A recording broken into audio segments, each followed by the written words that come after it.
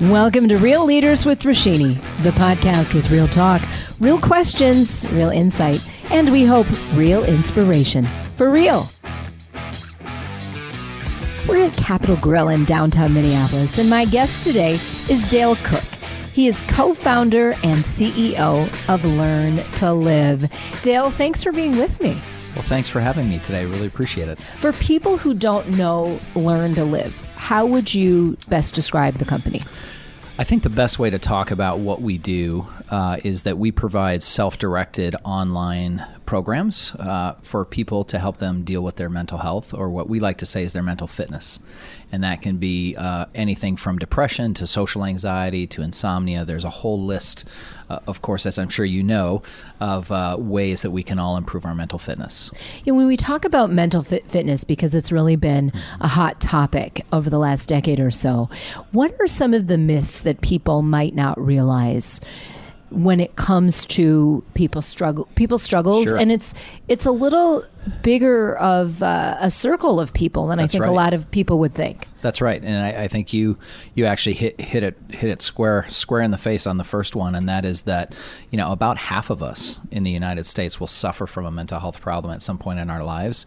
So you're right; it's much more pervasive than I think many of us realize. That's the first thing, and I think the second thing is that while awareness of mental health is much better than it used to be.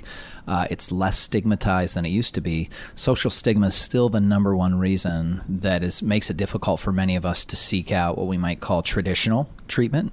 For example, face-to-face therapy. And so I think the big thing for people to understand with that is that it's helpful to all of us to think of it more just like any other, say, physical problem that we would have. We were talking earlier that I'm trying to eat better right now and improve my weight, right? And my physical fitness. It's the same for your mental health, is that even if you don't, quote unquote, have a clinical mental health problem, we can all benefit from working on what we would call our mental fitness. Because some common ways that mental fitness issues come up, maybe anxiety, right? Things like that. I mean, you don't have to be full-form diagnosed mental health condition. That's right. In fact, about half of the members that are part of the Learn to Live community are what we would call, Dr. Russ would call, subclinical, which is to say if you're given a clinical assessment, you're not clinically suffering from depression, but maybe some things have happened in your life that it's making it harder to exercise or harder to get out of bed. Those are very real issues that you can effectively address. You started the business, you and Dr. Russ co-founded Learn to Live in 2013. Right. I talked with you shortly after that on my radio show, and I remember at the time, this was very trailblazing. People can go online and get help, right, and get connected with resources or be given tools, right, to help themselves. That's right. But you have grown exponentially. We feel really fortunate. I was talking with the team this morning, and this is a very busy time of the year for the team, and we are all remarking how fortunate we are to sort of be here on fire. It's a great problem to have as kind of a startup, which we're really not anymore. But our coverage is significantly higher. We're with multiple health plans across the country now, large employers, small employers, large universities, small universities. And so for us as really a social mission-driven organization, that's the more help for more people is our mantra, really. And we feel very fortunate about that. And here we sit in the summer of 2019. You have 3.5 million users and counting. Yeah, our audience is in the millions now. I think it was probably in the either tens of thousands or hundreds maybe when we talked to you. A lot of growth, a lot more growth as we move into 2020 that we're really, really excited about. And can people access the Learn to Live, whether it's the app or online, on their own, or do they have to have an employee, business-focused plan that allows them to access it? They can still access it directly. When we started, I came out of, before Learn to Live, kind of on the buy side, working for employers where it was really hard to find healthcare companies that could really get a lot of utilization for the dollar that we were spending. And so when we started Learn to Live, actually for the first year, we were only direct to consumer by design, because we wanted to really try and figure that out so that when we started working with organizations, we'd kind of crack the nut, if you will, how to find these what we call silent sufferers online. Right. You really wanted to help exactly right. the end user. Exactly right. So while we primarily work with large organizations or even middle market organizations, we still leave the direct-to-consumer channel open because it's really important for individuals, just as we started that way, for them to come directly to us, and we welcome that. And they can access. We have mobile. It's cross-device now, so they can access it in any way that's best for them. Yeah. The company is socially motivated. It's serious work that you're doing. How does Dale Cook unwind? You might have to ask my wife. It's I'll admit it's not easy, especially now in this really high growth phase, and we're everybody on the team is so committed that it's really hard to disengage. I think my 11-year-old son keeps me honest in that department, so we play a lot of tennis together, or other games that you would do, just made up games, which is great.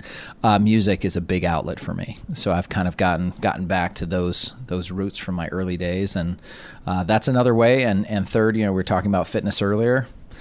Fitness is one of those things. Physical fitness is great for me, so I'm getting back into soccer, and I think those are the big ways for me. Your business and you have been featured locally, but you've also been in Forbes and Magazine, Oprah's Magazine. Right. Tell us about that. I think we're fortunate to work with a great agency here in town, and they helped us get some visibility nationally with that one. And that was really just fortuitous. I think it would be great to say that Oprah and I had to sit down and talk about it. Wouldn't that be nice? That did not happen. But no, it's been great to get some national press, and I think part of the ethos of our company is sort of that Midwestern, we're not as likely to kind of stand up and say, hey, we're amazing and we're doing all these things, but we do have an amazing team and we have amazing members and amazing clients. And so we're learning to get our name out there on the national stage, and that's been exciting to do that. So in 2013 you launched.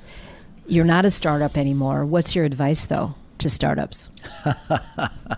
I'm not sure how long this podcast is. That's a long answer. I think the first one would be just don't give up. It sounds cliche, but we have learned so often that you just have to stay with it, and you have to do what it takes. You have to work really, really hard.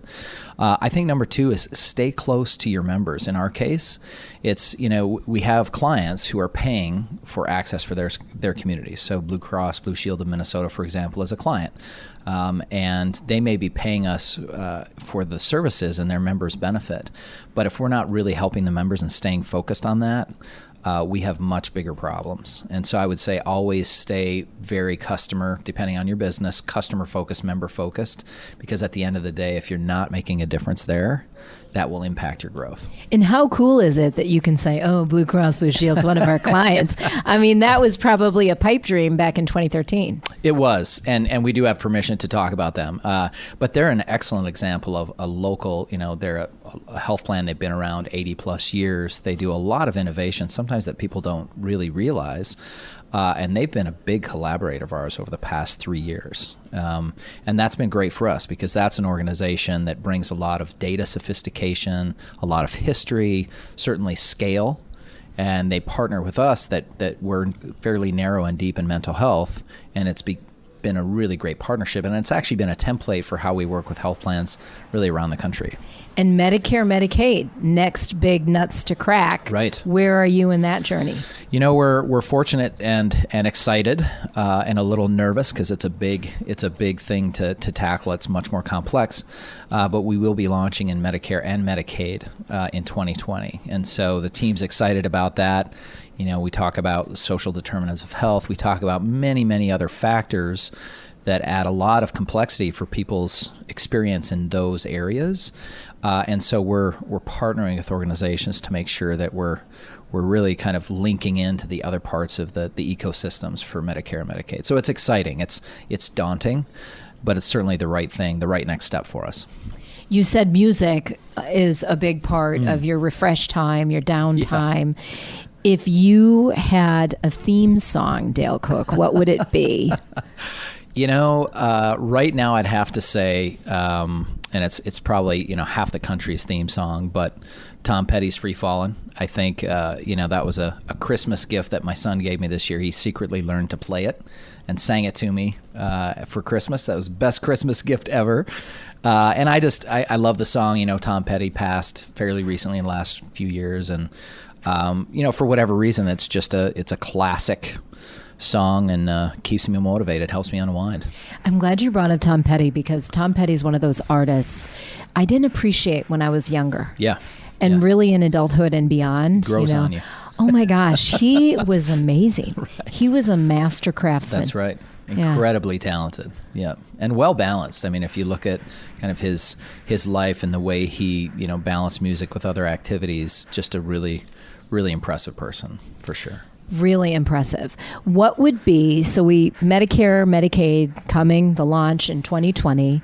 We wish you so much good energy on that. But what would be kind of the dream now? What's the big pipe dream now for the future of Learn to Live?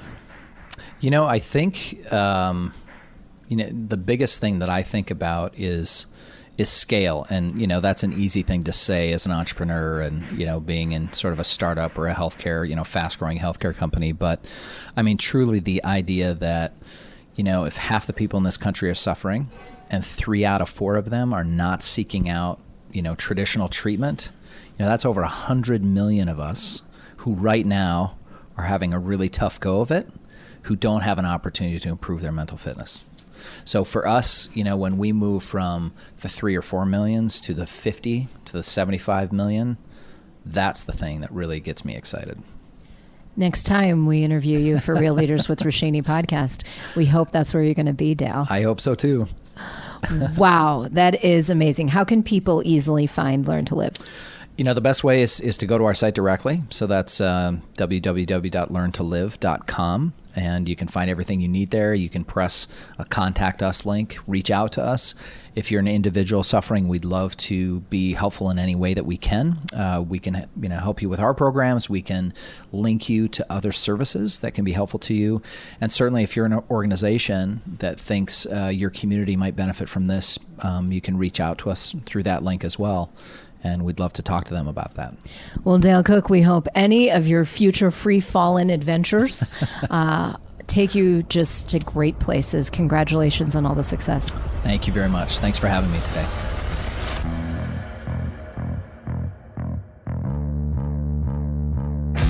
Until next time, keep it real.